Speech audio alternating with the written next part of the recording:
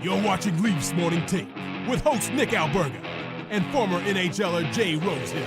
The show starts now. Look who is back with a 10. Presented by Bet365. It is the Tuesday edition of Leafs Morning Take. Again, a quiet week for the Maple Leafs. Nick Alberga and Carter Hutton waiting for the next game for the Maple Leafs, taking place, of course, on Wednesday against the Minnesota Wild. What's going on, Huts? Not much, buddy. Back from a little getaway with the kids, and we're getting 10 centimeters of snow here today. So that is a nice treat. That is a welcome back to Canada kick in the butt for me. But we got to do what we got to do, my man. It's been really weird here in Toronto. Like, it hasn't snowed per se, but it's been really, really cold, and it's not letting up. And yesterday was like so windy, at least where I'm here in downtown Toronto. And it's like, it's this weird time in the season, and I think you can relate being a former player. It really is a dog days, isn't it? Yeah, it is. It is. Oh, man. Especially when I played in Buffalo, that lake effect snow and then like no sunlight, and you just got your ass kicked the night before and you got to drive to the rink and the weather sucks. And I've been through it like, and no matter what team you're on or like where you're playing, what you're doing, it just seems like it's like rinse and repeat. And I was actually having that conversation the other day with someone about, the games and what people don't see from the other side of it, right? Like there's nights where I'm at the rink, you're going to a game and it's Saturday night and you're like going out for warm-ups and then you realize it's Saturday. Like you don't even know what day it is. You're honestly just in this like rinse and repeat of hockey. So it's wild. And these are definitely the dog days right now. To clarify, the dog days in Buffalo start in like mid-October. Game 5, you're finished. Like that city is cursed. Never mind the Buffalo Bills because they actually make it to the playoffs. But I can't believe what's going to be 14 straight years of the playoff spot for the Sabres. Yeah, it's tough to imagine. A few of those years we were doing well too. I think it was January. We were sitting in a good spot, I think, and then the wheels just came off. And I feel like we've always played with house's money there, right? Like we've done well at times. It was just never a complete hockey team. And again, seeing it now, it's like you hope they would get over the hump, right? I think everybody involved in hockey or around the game is a team that like no one really hates Buffalo, I would per se, right? Like it's a team that you're just like whatever. And if they were to make it, I think everybody would appreciate that fan base being involved in a playoff run. But God, I hope it comes soon. You could be frank on this show. Was there anything aside from money that made you want to sign in Buffalo, Huts? Yeah, there was though. Like it wasn't that bad. Just like way of life though, right? Like family and stuff. Like truthfully for me, I would have rather went to Buffalo than like the New York Rangers because like just the way of life and being caught up in the big that's just not my thing, right? Like maybe when I was younger, but I was at a point in my career where, Buffalo was a good thing. When I went through all the teams, I had about 6 or 7 teams that wanted to sign me. We kind of went through a process because it gets tricky, right? You go from this guy who like can't get a job to all of a sudden now you have a bunch of offers and you're trying to manage the money, the situation. And first off, the biggest divider for me was getting 3 years, right? I wanted the term, and Buffalo was one of those teams. Then the other team that was interested in me was Boston, but I just felt like I was going to play, second fiddle to Tuukka Rask when I went there, right? They just wanted me as a backup. Where I felt sitting here now, retired in this position, at least I put my hat in the ring, got a chance to play some more games and see what I could do with it. Granted, I probably would have lasted longer playing in Boston, but it is what it is. I made my money, and we're sitting here now, my man. It really is amazing the evolution of the position. For like example, Logan Thompson, never really a number one. He was always the backup in Vegas, plays a really good 25, 30 game stretch and gets rewarded with a 6-year contract. Pretty impressive stuff there. It is, yeah, just age and timing, right? He went to a team where they don't really have a guy either, too, right? Sometimes you get in that situation where you may be playing so well, right? You look at like Kevin Lankinen, he's been lights out this year and what he's going through, but he hasn't even really re-signed because they have Demko. They don't even know if they want to re-sign him because he might have priced himself out of that market. So there is a mix that goes with it, right? And I think for Logan Thompson, it's been well-deserved. He's played very well. But again, this is one of those deals where it's a really good deal, but, time will tell if it's going to be if they overpaid or they didn't, And Mackenzie Blackwood's another guy, right? In Colorado, where like you go to a new place, you play 5 games, you get that beautiful extension. But honestly, I mean, there was some free time last night. There was only a couple games in the docket. The Leafs don't play till Wednesday. I'm already starting to think down the road at Anthony Stolarz, who could be coming back in the next week. What that next contract would look like for him. Eligible for an extension on July 1. He's 3 years older than Logan Thompson. I think it's going to start with at least a 5, no? Yeah, you'd think up there, maybe less term, obviously, Yeah. and something depending on how he comes back out of this. And then it's that happy medium of, Joseph Woll has his contract. Your goaltending's still at a pretty good number, whether you lock him up or you don't, depending on that term. So I think it is something they need to do because the longer you wait and if it keeps going well, and realistically, this team's not really going to get much worse, right? They're learning to defend better. I think there's going to be some consistency there. Then all of a sudden you let this guy walk to free agency. There's a lot of value there, especially with the cap going up. So I like this move of especially a guy that just come off an injury. Maybe you force him into signing a little bit earlier. Also, barometer too. Like, I know somebody replied to me yesterday on X saying like we can't afford to have a $10 million tandem in between the pipes. I beg to differ. The salary cap's going up. Like I think the barometer is going to change where it's going to be like 15 million bucks. You don't want to spend over 15 mil on your crease. If it ends up being around 10 million bucks to have Woll and Stolars for the relative long term, I think I'm okay with it because I mean there's a lot of reports out there the cap's going to jump significantly the next couple of years. Yeah, it does seem that way too, right? And I Yeah. love the idea of like forcing guys into contracts during the season too, as well, right? Because it's like there's a little bit of risk on each side, but a guy like Anthony Solars, who's never really had a big payday, you dangle something out in front of him, he's going to take it, right? And I think that's where you saw Logan Thompson and you saw Mackenzie Blackwood, where it's that risk reward, right? Of continually trying to play it out. And maybe Anthony Stolars goes on to have a really great season and sign for 7 or 8 million, right? But the thought of having that guaranteed money for a guy who's had injuries, who's never really had that giant payday, that's where I think the Leafs have the advantage of, he is one of their own. And he's a guy where I think that's a character thing too, right? In my opinion, Yeah. where teams want to sign guys early because they know what kind of value and what kind of person they are, where that money necessarily isn't going to change the way they approach their everyday lifestyle at the rink. Very, very fascinating to see what happens with Anthony Stolars and most importantly, what he looks like coming back from injury. I mean, it's no secret when he goes down, he's playing like a Vezina candidate. We just talked about Logan Thompson, I think the number 2 right now behind Connor Hellebuck. Can Stolars get back to that level is my question. Now we move forward again. The fallout continues from that blockbuster Mikko Rantanen trade on Friday. Firstly, where were you? How many pops deep on the beach in Mexico were you when that trade went down? I sent it to my buddies, and my buddies like, is this a joke? Like they didn't believe it. I think I was leaving the sports bar because we were playing pool or something like that. We were in one, we were everywhere. So we had a lot of fun. It was one of those it was like just a blockbuster deal to see. And it's wild to hear the kickbacks now. And I feel like each side, even this BS about like, he was willing to take a discount and then they're coming out. It's almost like everyone's just trying to save face in this thing. Like now they have that remorse of this trade and it's something that's gone down. And I know you like trades, buddy. This was a blockbuster one.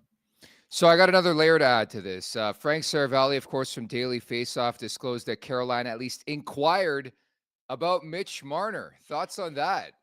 Yeah, not surprising, right? This is a guy that they know he's in a similar, situation as Rantanen and one of these superstars that is going to be a free agent, and they kick the tires on him. And for me, I guess it's just the Nathan MacKinnon factor in the Rantanen deal, right? Where it's just, I think Colorado thinks that Nathan MacKinnon, pulls that wagon. And obviously Rantanen is a superstar and he's done that. And I think what they believe is they were going to have to overpay a guy that Nathan MacKinnon carries. And I just think Carolina, at the end of the day, you're kicking the tires on Mitch Marner, but he is not the goal scorer that Mikko Rantanen is. And for years, we've watched Carolina fall short come playoff time, finding ways to find the back of the net. So this is a crazy move for them. It'll be interesting to see what happens when they try to meet a number with Rantanen, because we know how cheap Carolina's been in the past over everything, right? They don't want to pay anybody, let alone a superstar. So it'll be interesting to see how this plays out. Well, let's not forget. I mean, we watched this movie last year to an extent with Jake Gensel, and they couldn't get the job done. Ends up going to the Tampa Bay Lightning. The official quote, by the way, from Frank Saravalli: "I believe that the Carolina Hurricanes at least inquired about Mitch Marner as they were going through the process with Rantanen. I don't know how far they got. I don't know if it's a possibility that maybe they were not a team that Marner would go to." But that was the official quote. It just leads me to wonder, like, let's say hypothetically that went down and never will. Marner guides his own fate. He's got a full no movement clause, but Natchez and Jury, and you trade Marner. I'm not sure I'd feel great today. I won't lie.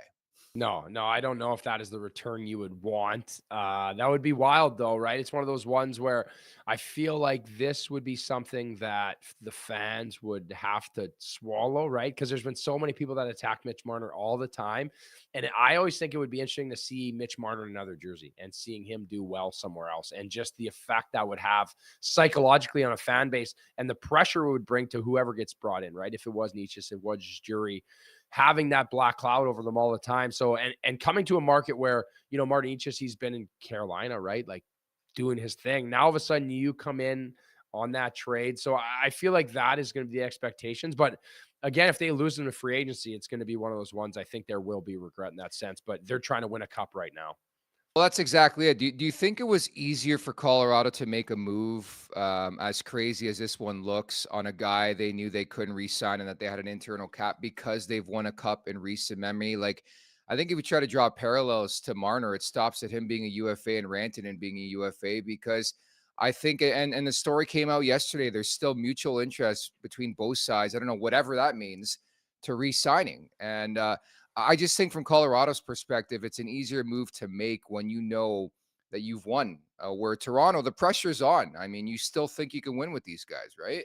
Yeah, I agree. I think that is the huge, and everyone's always trying to win the cup, right, Nick? Like this isn't like Yeah. Colorado's just giving up hope, but I feel like that alleviates some of the pressure, right? And I think that's something we've talked about a lot where during the regular season, it's so easy to nitpick everything that goes on in Toronto and, of course, the market and the way it is. But there's also that they haven't won anything, right? When Florida has a tough stretch or Vegas has a tough stretch, you're like, well, they just won the cup, or even Colorado for that sake, right? Like teams that have recently won, you still have that in your, in your thoughts. And like, they're not that far off. Where with Toronto, every blip in the radar, you start to think like, can this team get over the hump, right? And I think that isn't our fault. That's the fact that they haven't done anything, only winning one playoff series in, I don't know how many years it's been, but this is 20. nuts, right? So 20 years, right? One playoff series. So it's like, that's not on us. That's on the Toronto Maple Leafs. And I think they need to be all in.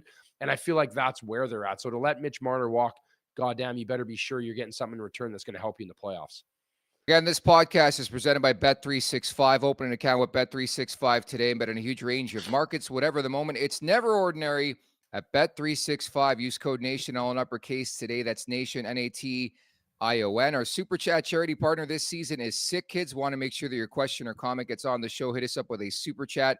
Proceeds from our Super Chat will go to Sick Kids, ranked the #1 research-intensive children's hospital in Canada and 3rd in the world. It's my understanding that you're signed, sealed, and delivered for the Nation vacation in Nashville. Is that true? That's it, buddy. We're in. We're locked in. Flights are in. We're ready to rock, baby. So this is it. There's no sleeping over with my wife, though. We took that off the table. That was like a one-show deal, and you guys missed out. But but we're excited to go and looking forward to it. Nashville is honestly an unbelievable city, Nick. We're gonna have a ton of fun. The game will be rocking. Preds have been winning a bit lately. Hopefully that will help the atmosphere in the game. And usually it's a pretty good party atmosphere. I haven't been there in a few years, and it's always a fun place to go, man. This city is bumping. Doesn't matter what night it is or where you go, it is a party. Thursday, March 20th to Sunday, March 23rd, we're going to do some live podcasting, a winery tour, taking in the Toronto-Nashville game. As Huts mentioned there, we're offering 2 packages, one with flights, $24.50 plus tax, one without, $12.99 plus tax. Hotel rooms are double occupancy, in this case, not triple occupancy. Unfortunately, with the whole swinger thing, we're not going to do that this time around. For more information on how to book, head on over to nationgear.ca. That's nationgear.ca, or check out the link in our show bio. Life's too short for ordinary vacations.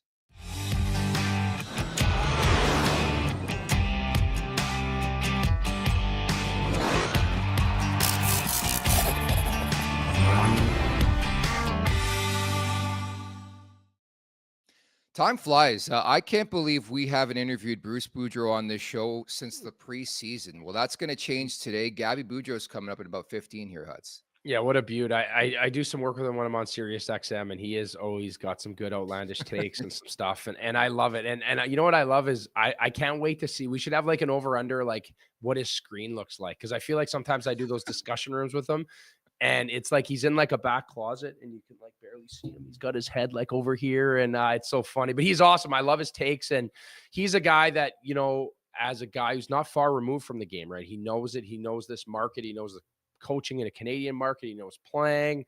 it's always fun. And I love Bruce Boudreau. He's a great person, and I think a great person around the game in general.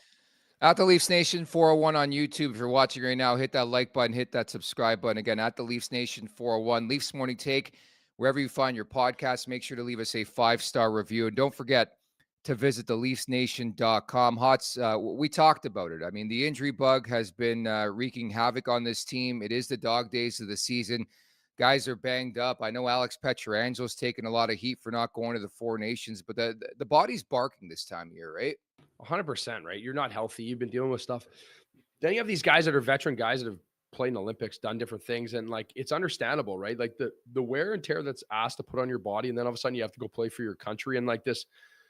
And it's not like they have time to get ready for it, right? You're just going right into another game that's going to be an absolute playoff game, right? They're going to play a few games. So I think that's the player's decision. Yes, I think majority of guys want to play for their country and want to be part of this. But at the same time, I think there is loyalty if you're injured and you can't go to the team that writes your checks, that pays you money, that, you know, why you are in the NHL. So it's always a tough perspective. I got asked twice to play for Team Canada in the World Championships. The first time was after I herniated a disc in my neck in my St. Louis year. So Marty Brodeur was helping out with the team. So he asked me and I ended up saying no, because that was my contract year. And I was worried if I went over. My agent instantly was like, you're not going. It was hard for me, right? Because I never got a chance to represent Canada.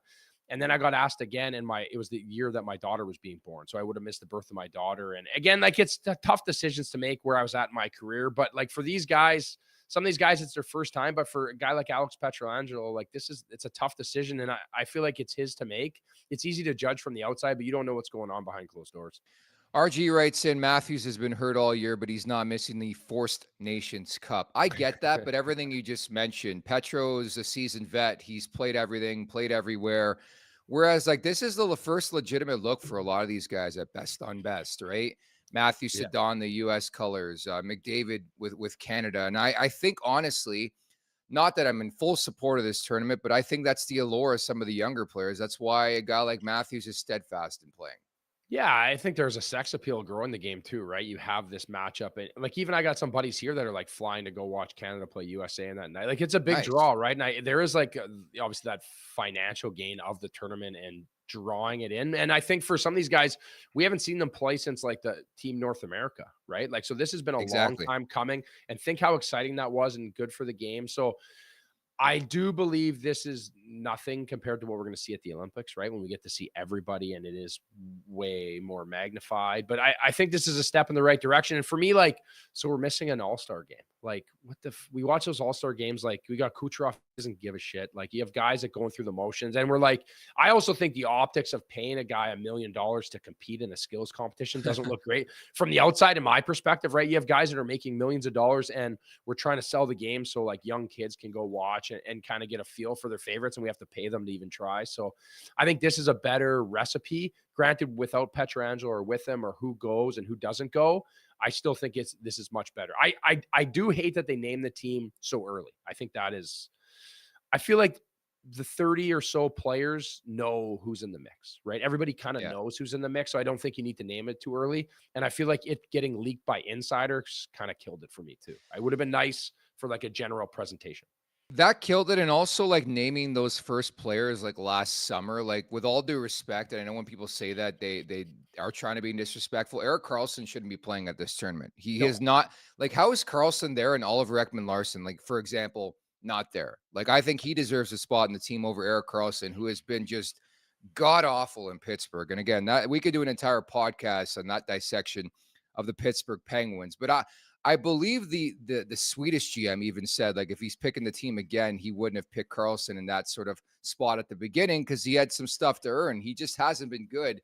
And I just think the format can use some evolution or some change. But do you think guys will try at least? I know there's a perception out there it's going to have the All-Star game feel, which would suck. No, I don't think so. I think it's going to be full tilt, truthfully. I think that there's no way that guys are going to dip their toe in the water to this one. I think guys have too much pride, and on this stage, I think it will be going hard. Yes, That's just my opinion, and I don't know what will come of this, but I think there's a lot of guys that are proud to put on that Team Canada jersey and Team USA jersey and whatever, obviously with Sweden and Finland, and guys that maybe have had tough years. This could be a big kickstart for them. So I think there's a lot of pressure on players too, right? You look at Canada's goaltending situation. I think guys are going to want to go out there and prove people wrong. So I think it will be exciting. Again, you could tweak things for sure. I agree with you. But one thing I will give the NHL credit is they're constantly trying to evolve and trying to, better the game. Yes, it doesn't always hit, but I think they are open to ideas where you look at baseball and some other sports where it's a bit of a dying breed. I could say ticket sales, from what I understand, are not going well. I think important to note too, Vegas is the one team with two guys not playing now. William Karlsson's not going. Alex Pietrangelo not going. And on top of that, I wonder what that means for Petro and his bid to play in the Olympic team. Like, he's Italian. It's in Italy. And I wonder if that conversation was had because, again, Hockey Canada has been known to be petty, right? The whole Nick Suzuki thing. He didn't want to go to the World Championship. So it sounds like that went into the decision, and I just hope it doesn't. I think you want to pick the best players possible, but nevertheless, we are doing a watch party February 15th, Canada and the U.S., Greta Bar. Be there or be square on King Street West. But the injury bug, Huts, getting back to the Leafs, it's getting out of hand, especially up front. I think the good news here is seeing at practice, Max Pacioretty looks like he's going to return. No confirmation just yet, but they're hosting the Minnesota Wild coming up on Wednesday. Their final home game, by the way, for about a month. The next home game will be back when they come back from the Four Nations on the Saturday night against Mikko Rantanen and the Carolina Hurricanes. But should mention as well, the team practice outdoors, Prince of Wales rink in Mimico. Did you guys do that annually on your different teams? I know it's been something they've adopted here in Toronto the last couple of years. No, not necessarily like where I was. Sometimes you do like the practice rink, so you go to like a kid's rink and do stuff. The outdoor one was always kind of a treat depending on where you played. I think Buffalo, we had done that. Yeah. And then when I did the Winter Classic was so cool, right, at Busch Stadium. But anytime you get a chance to go outdoors, even those picks, right, it just seems like so much more fun, right? And again, I think at times there's so much pressure and there's so much going on where it kind of brings you back to your youth a bit for me, Nick. Yeah, and you see the picture there with Zeus, I believe, and Mitch Marner. Sorry, I can't really zoom in. I believe that is Mitch Marner, right?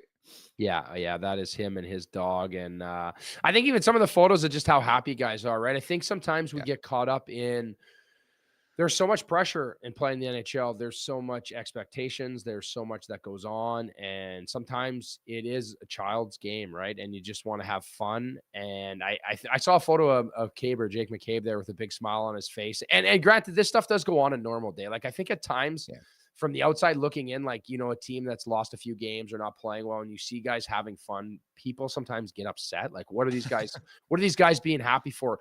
But you honestly need to learn sometimes to like not care. Like you have to learn that, like, compartmentalize it and just let it roll off you. Cause if not, it will consume you. Right. I've had this conversation so many times with people where I'd like come out of a game and I remember this time in Montreal, I had like 6 buddies down there, a big group of guys were partying. I come out after the game. We got absolutely whacked. I was in Buffalo. I gave up 6. I played the whole game. Like we got shit kicked. And my buddies were like treating me with white gloves. They're like, hey man, like, how are you doing? Like, what are you going to do? I'm like, man, like, I don't care. Like it's over, right? Like I have my minute, like after the game, you're pissed off, you're a competitor. And yes, I'm going to move on the next day and do it. But like, you can't carry that shit with you. So a thing like this is great, I think, for a team to get outside and bond and just like kind of forget where you're at in the season. And then like, have the day and get back to it. I think is so important for like the mental and human side of hockey. It is easy to say that. It's another thing to do it, man. I know it's not the same note, but like I remember playing baseball growing up and I would carry the shit from game to game. And just going to school and just thinking about the at-bats, like it's a mind fuck. But you're right. Like they have people paid to talk to the players now and deal with this type of stuff. And I just think it's so difficult. Let's say you have a shitty game, and that's the whole battle of it. Like, let's say you have a shitty game, rebounding and being better the next game and putting yourself in, positive frame of mind. I think it's more difficult than you let on with that little rant there. Yeah, but it's a slow growth, Nick, right? Yeah. Like you talk about like what you dealt with, right? But now all of a sudden, maybe if you did that for another 20 years, right, you would put things in place that would help you, right? And that's where I think the mental side of it, like learning how to breathe through tough situations or compartmentalize it or self-talk and the sports psych of it. And then like the physical aspects of like, you've dealt with other situations. So like the first game I just talked about getting hammered in Montreal 6-1.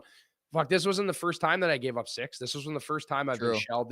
And then so I have like these different things to draw back on. And then like But I think that's what gets people over the hump too, right? That's what makes you good. Outside of just the general superstars, majority of guys in the league are not that much better than the guy below them, but they figure out how to manage the game and how to, become who they've become in a professional athlete sense. So it is a slow growth over time. And I think that's where experience comes into play and learning how to manage it. For me, it was compartmentalization, right? Like whatever was going on at home, especially when you started a family, like I got to go and do my job and manage it. And at the same time, I know the pressure that comes with it because I've been around it long enough.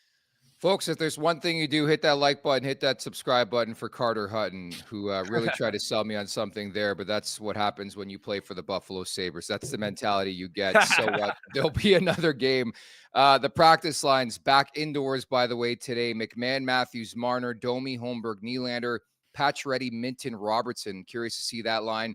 Then Lorentz, Kampf, and Reeves on line 4. Looks like Grebenkin's going to be the health bomb for the game against the Wild. Riley McCabe, Ekman Larson, Tanev, Benoit Myers, and Timmins Hockenpah. Like, I'm still stunned. And I know a story came out the other day. I can't remember the player, but he pretty much alluded to the fact that Finland's told him to wait around and he's a defenseman. And it's like, Hockenpah, you got 5 games left before the 4 nations. Like, he has to play like 3 or 4 of those. Like, you would have to think. I don't understand why a decision hasn't been made on Yanni Hockenpah. He has played 2 games in the last like 320 days. Like, it makes no sense why he'd play in this tournament.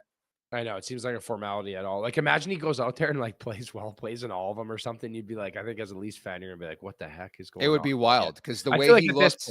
Yeah.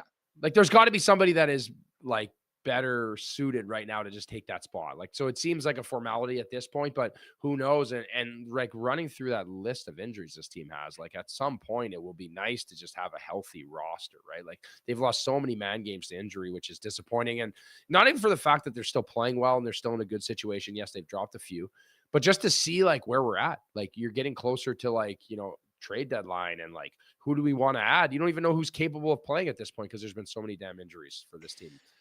There's been a couple of positive developments yesterday, of course. Them talking about John Tavares resuming skating, as we talked about earlier, still in a non-contact jersey, but it sounds like he could join the club later on this week for practice. But I wouldn't push it given his age. Like, I think they're pretty comfortable in the standings right now that I think everything's going to be all right. And I would try to push this till post 4 nations if I could. I don't know if you feel the same way.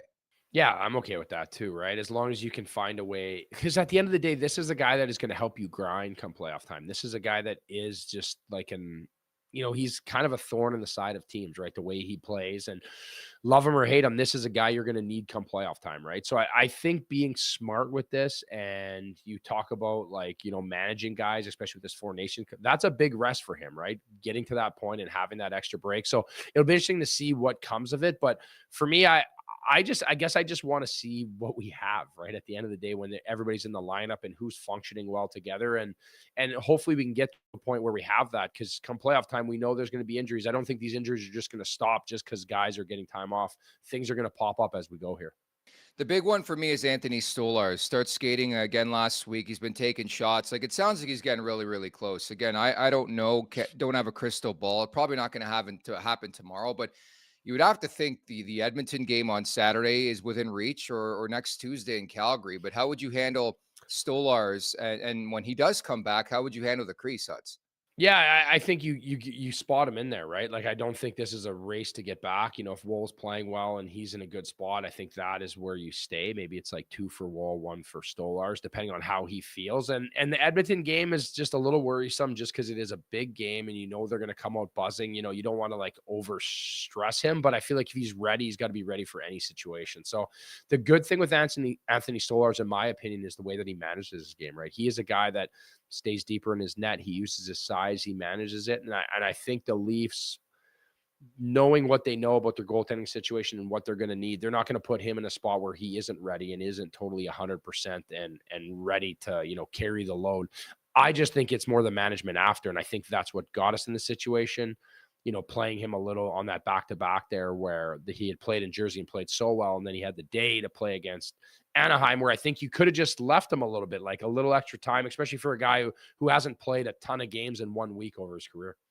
And I do think, to that point, Joe Woll deserves a lot of credit for like grabbing that crease the last little while. Like, I know a lot's been said about his ability to stay healthy. And there's been injury concerns early on in his career, but like like his team has really needed him the last month and a half since Stolarz went down. I think he deserves a lot of credit for hanging in there. There's a couple chances, couple times where he went down lame and looked like maybe he banged something up lower body, but he was fierce. He was tough. And like sometimes, and you can speak to this, of course, as a goalie, you got to play through some things sometimes. Oh yeah, yeah. There's times where you got stuff going on, and it's necessarily like you manage how you practice, right? There's points, I remember points in my career, like knee injury, groin injury, whatever's going on, where you literally aren't even practicing, you're just getting ready to play, right? Whether it's they're drugging you up or you're doing whatever you need to do to get through a game. And I remember times having a bad knee and playing through it, and then the next day I wouldn't be able to walk, right? And that's just like what it is, right? You chose to be a professional athlete. You got to carry the mail. And I think that's just a test to his character, right? Especially a guy that has been questioned on being injured lots and dealing with certain stuff. So I'm hoping this is something we see as we get, he gets a little more durable. And the one thing I will say about injuries and a younger guy dealing with them, as you get an injury, you evolve, right? You learn why you got the injury. You find a reason to train and prepare and prehab before you skate, so that doesn't pop up. So I feel like early in my career, I had like my dynamic warm up. And then by the end of my career, it was like an hour long because I had different injuries over time that I learned to add things into my arsenal to stay healthy. I think that's what you see from Joseph Woll here as we go. And on Stolarz, I genuinely am curious to see how he looks because we talked about it. Just the start to the year was just so epic. If he can pick up where he left off, I mean, this team's going to be in a quality position with not one, but two guns in between the pipes, right? Yeah, you can never have enough goaltending, that's for sure, especially in a league like this where it's necessarily, without having like a star, right? You talk about maybe 5 to 10 guys that are like, that upper echelon number one guys. Other than that, you just need having two good goalies and you can play the hot hand is powerful, I think, for the Leafs. Hit that like button, hit that subscribe button at the Leafs Nation 401. The following interview is brought to you by Charm Diamond Centers. Get custom ring building delivered in less than 4 weeks with the Charm Masterpiece program and an unbeatable pricing policy. Charm Diamond Centers is proudly Canadian owned and operated since 1972 with more than 85 locations across the country through Charm and their sister brands. For more information, go to charmdiamondcenters.com as we bring in the one and only Bruce Boudreau. What's going on, Gabby? How are you? Not much, boys. Not much today. It's just another cold, dreary day in Hershey, PA. I hear you. We talked about that earlier. In Toronto, it's been really, really bizarre. And I'm sure you've been in the area a couple times over the last couple months where it's been really cold, but like no snow, right?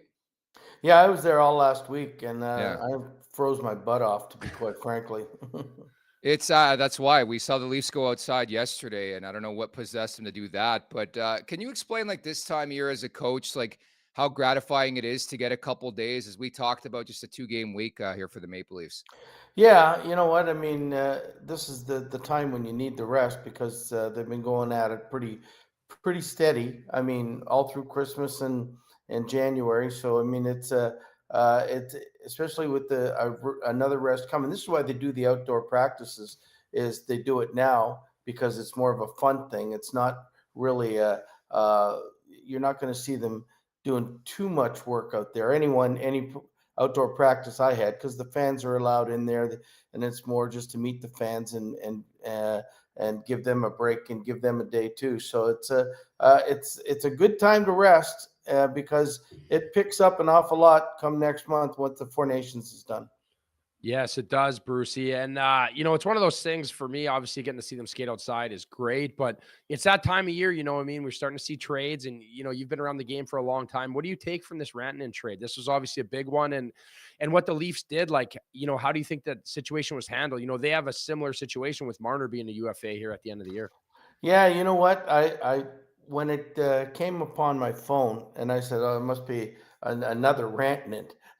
Who would have thought that Rantanen was getting traded? I thought maybe it was written wrong or something else. But I mean, you take Colorado's side and they're saying, okay, listen, we've tried. We've asked them for their best offer. They gave it to us. We can't meet their demands. And so we have to make a move. And let's make the move now when we can indoctrinate somebody back into the organization and get them accustomed to the way we play, rather than wait to the trade deadline and shock them. Whereas if you look at what Mikko said the other day, he said, I would have taken a definite drop in pay. So I don't know who's telling the truth or who's giving the discounts or whatever. But as the trade itself goes, like, I mean, I always look at who got the best player involved. And the best player, obviously, even for a short period of time, is Carolina. Now, Carolina wants to win a cup. So, I mean, obviously, they'd like to keep people for long term. But if they could keep the best player in the deal and keep them through this year and try to sign them, and they're going to have the money next year. I think it's good for them to do it. They haven't had too many real superstars. They got great players. There's no doubt, but a real superstar like Rantanen doesn't come along every day. But I think they got the better of the deal. Listen, Martin Necas had a great start to the season. I mean, he's slowed down a little bit now and become who he was. And who he was a great skater and goal scorer, but never a really great playmaker. And this year he put it all together a little bit. But if you're got to get something in return, it's a pretty good return, but it's not Mikko Rantanen. That's for sure. Put it this way, in Leafs Nation, anything that happens in the NHL, we try to frame it, what does this mean for the Leafs? So naturally, we talk about Mitch Marner. Put it this way, if it was the Leafs giving up Marner and getting Necas and Jack Drury, how would you be feeling about that? Well, I mean, I wouldn't like it, but that's me. I think Marner's a special player. I mean, you got to believe that.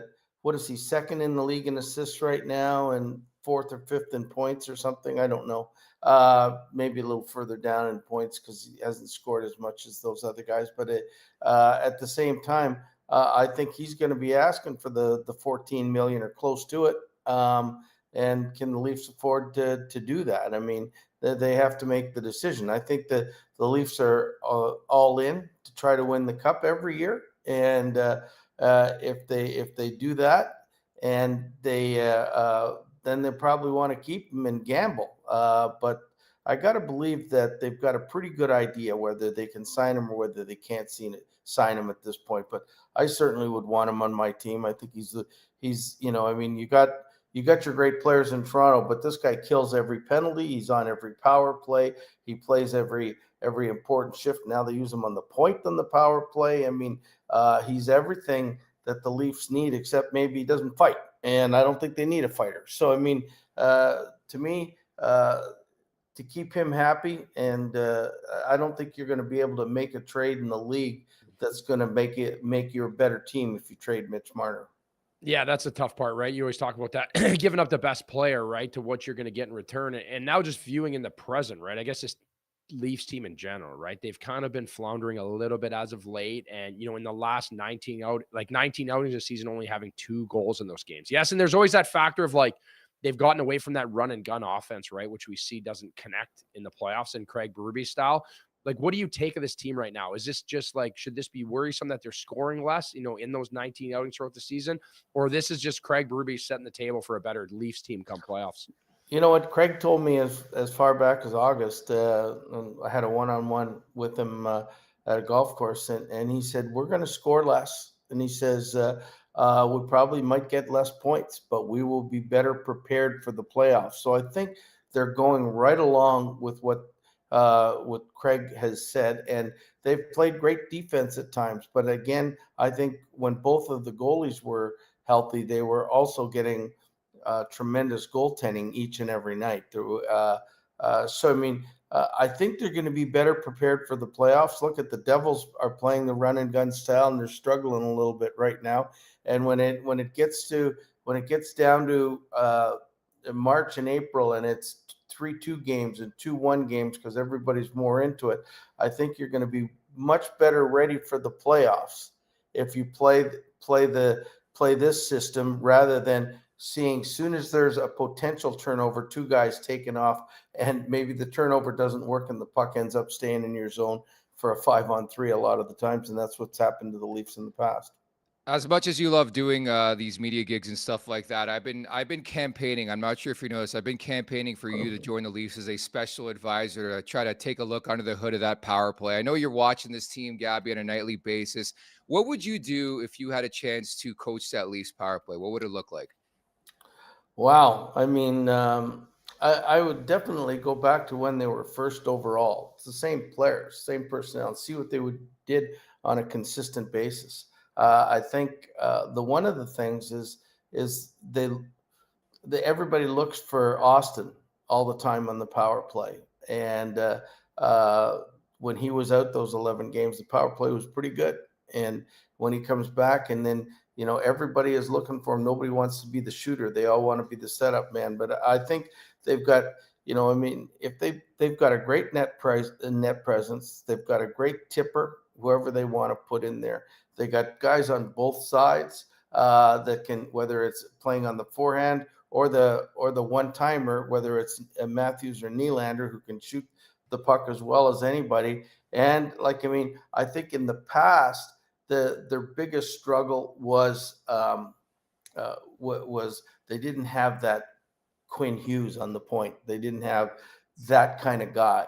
And whether it was Rielly or I know OEL was that guy in Phoenix, but that was many moons ago. I mean, we tried him in a little bit in Vancouver, and it just isn't the same thing. So but they've got the 5 guys that can do it. But what I would do is I would break it into 2 units, quite frankly, and whoever if and play them and play 2 different styles on both units, and whoever's going the best would get the start. And if you score in the first shift, you'd go the second shift. If you didn't, and then second guys come on, and you try to change it halfway and put some pressure on the defense, not knowing exactly what's going to happen all the time. And I think that it's pretty when you watch their power play, it's pretty stagnant as to what they do, and it's pretty easy to read right now. Yeah, I think it is too, Bruce. And I know I'm sure you had done it before. I know when we would run 2 power play groups in practice where it was one puck, right? One play. And you get that internal competition going, I think is so important for hockey teams, right? And I think, again, I do agree with you forcing Austin Matthews all the time to get him going. And some other guys they need to get going. Obviously, Max Domi, he's got 42 games played this year, 3 goals. When you have a player like that, he's been around the league a long time. What are you doing to try to get a guy like that going? And what do you think the Leafs need to do here to try to get more out of Max? Well, boy, it's certainly something that you want, especially if you want him in a top 9 role. I mean, no matter how we cut it, 3 goals is not enough. What he scored, he went that big drought, then he scored 3 goals in 3 games, I think, and then he's been in another drought. And I don't know exactly what it is. I think wing is a better position for him, quite frankly, than anything else, because I just don't think he was great as a center. I didn't have him, but I played against him a lot when I was in Anaheim and he was starting out in Arizona. But he really has, when you think about it, bounced around to an awful lot of teams in a short period of time. So everybody's seeing that there's a wart on him somehow. He looks great with the skating and he gets chances, but he just doesn't get the job done as far as I'm concerned. And I think we have to find somebody better at that position in the top 9 forward. And I think he'd be a really good energy guy. I don't know if he'd accept it as a 4th line guy come playoff time, but he's certainly getting enough ice time. There's not games when he gets 8 minutes and 7 minutes. He's always whether it's a second unit power play, and which hasn't worked out, or the 3rd line minutes, he's getting 13 to 15 minutes a night. So we need more from him. Simple as that. I don't care if Ty's his dad and he's an iconic Toronto guy, but if the Leafs are going to be successful, they need more out of this guy. No doubt about that. The deadline is March 7th, and curious to sort of get your perspective as a head coach, what the head coach's role is this time of year. And if you're Craig Berube, what's on your wish list for Brad Treliving right now? Well, if I'm Craig Berube, the first thing I want is communication with Brad. I hope they sit down and they talk about it, and all the coach can do. And the coach No, I don't care what anybody says. The coach knows the players and their personalities better than anybody. He's in the room every single day. The GMs aren't in the room, or they're watching it from above. They don't. They know how good a player is. They're all smart hockey men, but I mean, it's the coach knows the players. He's in the room before practice. He's usually in the room after practice. He has the individual meetings with the players, and I'm hoping that Berube and Brad are having great conversations where they say, and all Brad can or Craig can say is, listen, you know what? I think we could be really good if we get this kind of individual. And then you let the GM do the job. I mean, sometimes it'll work, sometimes it wouldn't work. I mean, in my history, when we were in Washington, when we got Sergei, I asked for a second line center to go behind Backstrom. He got Sergei Fedorov. It worked really good. We had, I mean, if it wasn't for Pittsburgh, we probably would have won a couple cups in that time. But then when I was in Minnesota, we needed a third line center, I thought, really badly, and or our fourth line, and we went and got Martin Hansel, who wasn't as good a fit, and you don't know if it's a fit until you see it, right? And so it didn't work out as well. And so, but the thing is, there was communication right there. I mean, in Minnesota, also with Paul Fenton asked us what we needed, but it went on deaf ears. But I told him what we needed if we wanted to be successful, and it's up to them to go out and either try to get it or just say in the same argument, it should be, no, we don't need that. That's not good enough. Let's get something else, or let's stand still. But I think they should all be in on the conversations, and they all should be in the meetings and try to make the best thing that they think that's going to push the Leafs over the top. Yeah, I agree too. I feel like you get a real pulse of someone's character when you're in the room every day, grinding it out. GMs have that distant relationship, right, Bruce? We've been through it. We understand that. Mm-hmm. For me, and I guess like just on their back end, Morgan Rielly, you know what I mean? Like, do you think this is something they need to work on? When I look at like plus minus isn't like a stat that I love to jump into, right? But Tanev's plus 18, OEL's plus 14, Jake McKay plus 13. Morgan Rielly minus 16, right? Like, do you think this is a problem or something they need to assess as they get into the playoffs and trying to think they need to grind it out, right? This is the team they want to be. Do they have a problem with Morgan Rielly? Well, I don't know if they have a problem, but that is a problem. I mean, but we could shake it down a little bit even more. I wish that the statisticians in the league, and I really, you look at plus minus when you get the sheets every day. It's right there. I mean, front and center. But I mean, they got to discount empty net goals, because nowadays empty net goals, some goalies pull it with 8 minutes to go, and you can be on for both of them. I'd like to have all of those. Empty net goals don't count for a plus or minus or a minus, and then see exactly what it is, because I got to believe Morgan Rielly is on for every empty net goal against, and I usually that doesn't. But I digress. I do think it's a problem. He hasn't changed the way he's played, whether it was with Sheldon Keefe, whether it was, when he was drafted, fifth overall or whatever it was back then. And he hasn't adjusted to the style that Craig wants to play. So consequently, I mean, he's still up the ice, and you can look a lot of times. I mean, has to circle behind the net to get back, because he's I used to tell Mike Green all the time, I said, I want you to be the fourth man up on the play. I don't want you to be the first man up on the play. And I think Morgan Rielly is often in the first man or the second man, and he can't get back, which consequently hurts his defensive ability. The thing saving me on Rielly is he's generally pretty good in the Stanley Cup playoffs, and I hope come the springtime he gets that level again, like he did a couple years back against Tampa. Gabby, great catching up. I mentioned earlier on, I couldn't believe the last time we spoke was in the preseason. Time flies. I hope you're well, and we'll talk soon. Okay. Absolutely, and thanks for putting that plug in me. I always love when people are plugging me for a job, because I would love a job. Yeah, with the Toronto Maple Leafs, right? You work everywhere, Brucey. You work everywhere. I know. No, like when you've been coaching or playing for 50 years, and Carter, you will, I guarantee, agree with this. The one thing that we miss when we're not doing it is being part of a team. And I think, when your whole life is part of a team, whether one guy succeeds or the group succeeds, that's the hardest thing about doing individual work, I think, because it's just us, and you miss being in the room, you miss being talking to the guys when they're all out, you'd miss all of that. And that's the part, whether it's a coaching staff getting together, whether it's players getting together, I think forever I'll miss that no matter what. And that's the biggest thing I will miss. You're a Yeah, good for man, sure. Bruce. We'll talk soon, buddy. Thank All you. right, take care. Take care. Bye-bye. Bruce Boudreau, one of the best. And again, I'm going to continue leading that campaign. I want Gabby running that power play, man.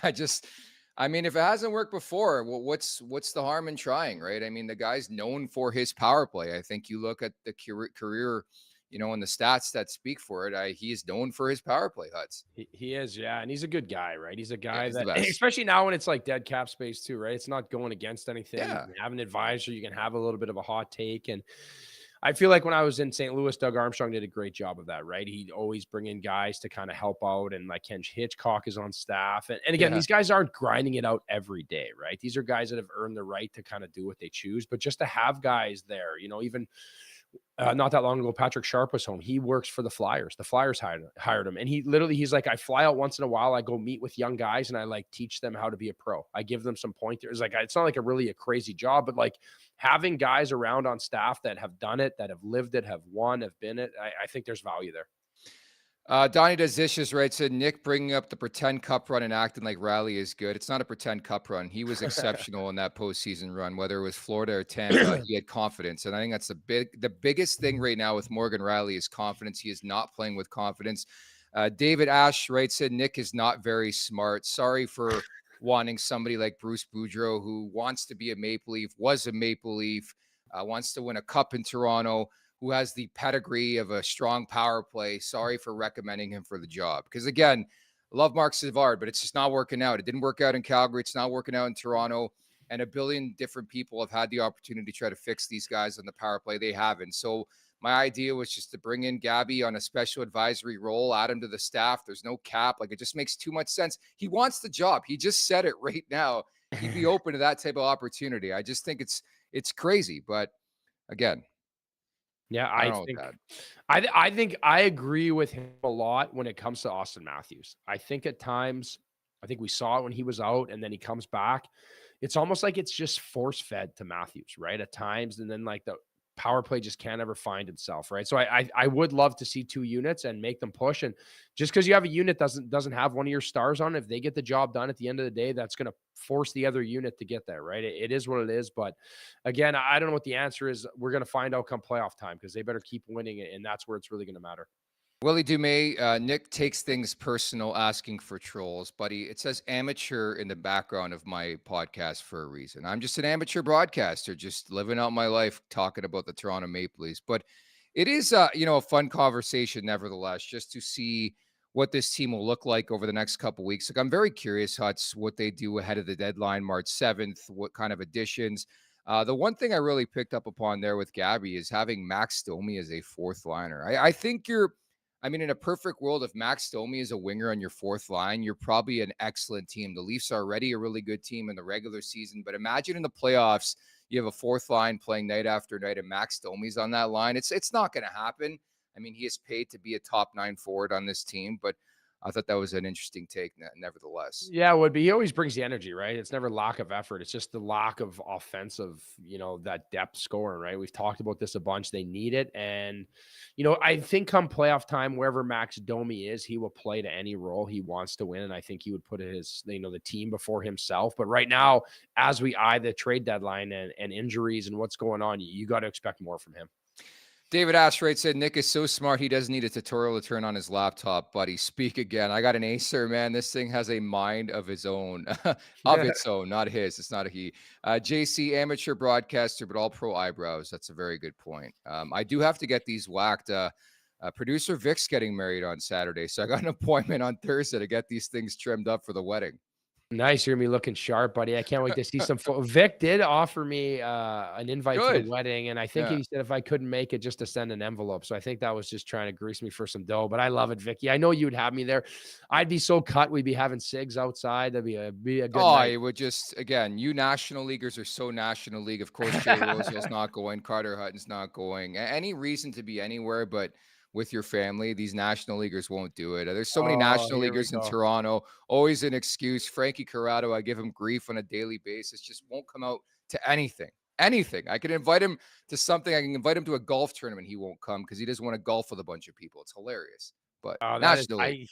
nationally. I'm going to Nashville, buddy. What else do you want from me? Yes, the Nation Vacation, nationgear.ca. It's time for the last call, brought to you by Bet365. Open an account with Bet365 today and bet on a huge range of markets, whatever the moment. It's never ordinary at Bet365. Use code NATION, all in uppercase today. That's NATION, N-A-T-I-O-N. Any bets you like tonight, Huts? I like the Todd McClellan revenge yesterday, and I hit it. Detroit, I think 8-1 now. You talk about a new coach bump. They're feeling it with Todd McClellan right now.